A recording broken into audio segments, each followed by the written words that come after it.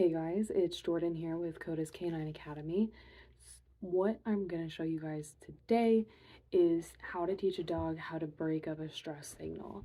This is a really common psychiatric service dog task, and the reason why we teach it is because when a lot of people are getting stressed out, they'll start doing stuff with their hands. Maybe I know for me, I always like crack my fingers. It's like an anxious thing, but I do it because it helps ground me, right?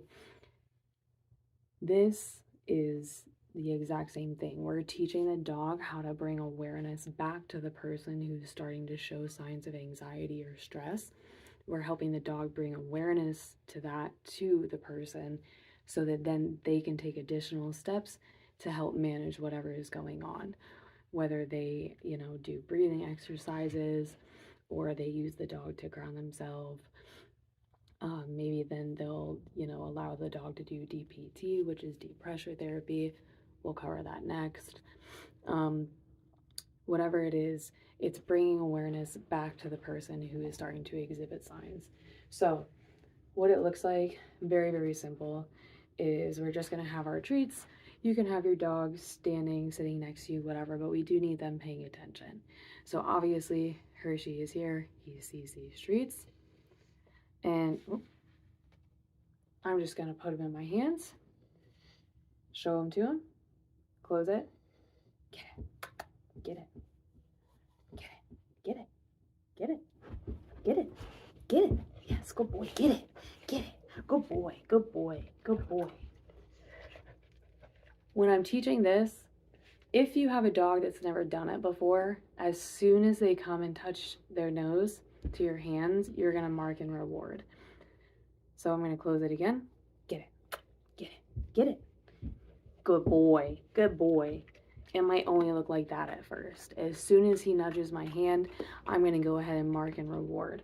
Since Hershey already knows this one, I was making him work a little bit harder for it, but if I have a dog that's never done it before, I'm going to mark the slightest attempt at getting it correct.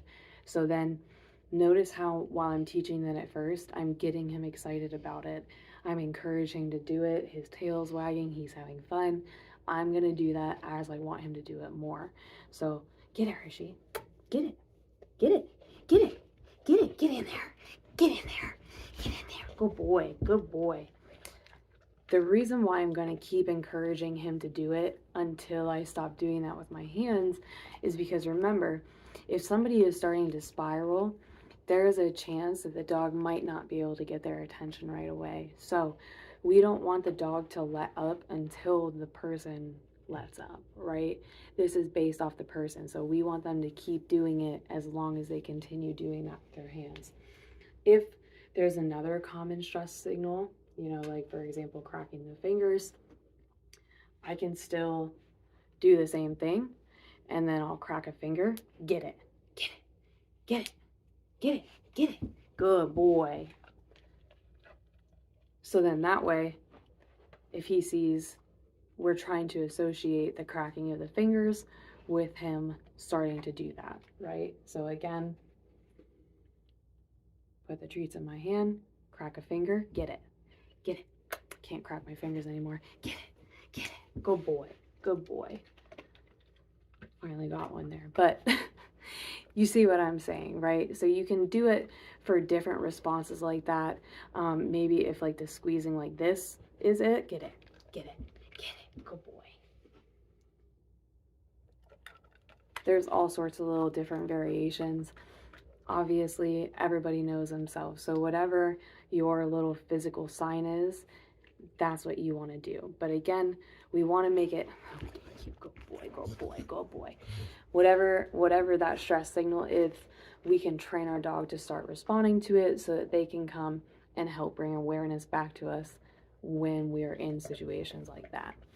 The next one that we'll just go ahead and talk about right now is deep pressure therapy. So a lot of people kind of don't understand the real purpose of deep pressure therapy, but when we're teaching, the purpose for teaching deep pressure therapy is to help people, again, have a way to ground themselves when they're in a heightened state. So when we're doing grounding exercises or teaching them deep pressure therapy, I think it's also important to talk about what the other person's participation should be in it to get the most benefit out of the exercise. So I'm going to turn us around. No. Okay. So when we're first teaching deep pressure therapy, at first, it's not more than getting the dog to come and get on top of you and get comfortable. Obviously, for some dogs, this is much, much easier than with others. However, in order for this to be as effective as possible, we want the dog to be putting weight on our body. Again,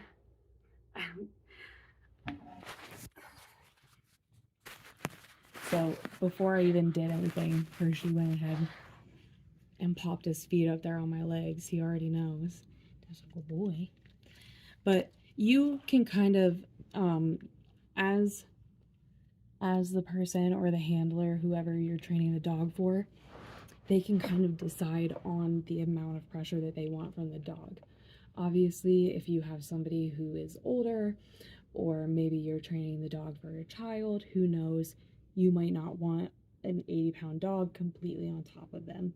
Just because, I know. Not because we don't love you, Hershey, but because Hershey has unintentionally hurt me on several occasions just by being a big lug. But we don't hold it against him, huh? No, we don't. Okay, so with him, since he is obviously already comfortable here, I'm just gonna let him stay there. But for sake of teaching, if I wanted him further up, I would just, Hershey, come on, come down, down,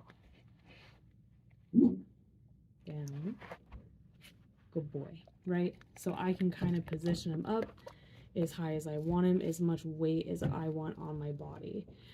Obviously, if you're using a much smaller dog, like, you can just have them come all the way up. You're probably going to need all that weight.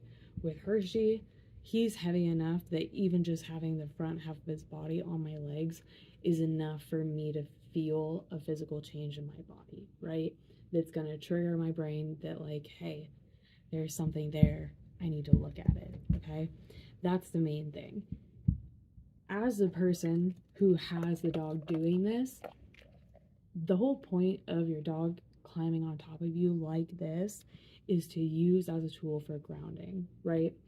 So when we think about grounding, what is grounding actually? It's reconnecting the person back to their physical body, okay? When we get into like a hyper state of arousal, sometimes it can feel like, oh, that's a cool boy. When we get into a heightened state of arousal like that, sometimes it feels almost like an out of body experience. And so it's really hard to pull yourself back from it when you don't even feel connected to your body, okay? So we bring the dogs in, apply that pressure. It brings awareness back to our body. It helps us be able to connect back to our body when we feel like we're not there, okay? So then, as you're doing the grounding exercises, what I want you to, hey, now right now, relax. We're making a video right now, Cheech, not playing.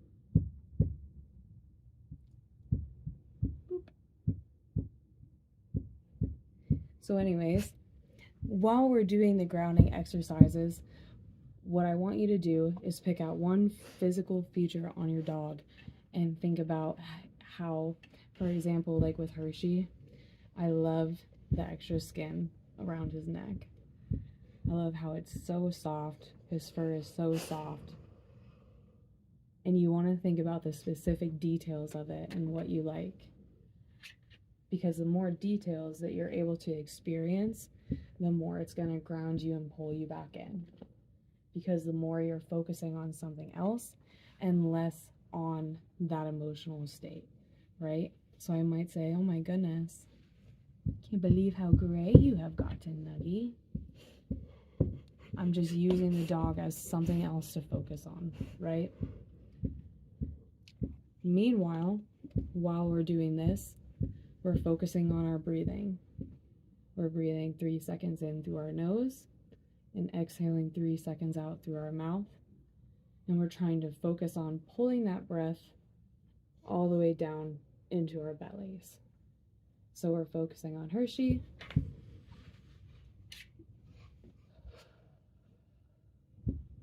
And we're breathing. Whenever we get stressed out, or we're anxious, or we're angry, or you name it, pretty much every negative emotion that you can possibly think of, it triggers your fight or flight response. Therefore, your blood pressure and your heart rate automatically spike.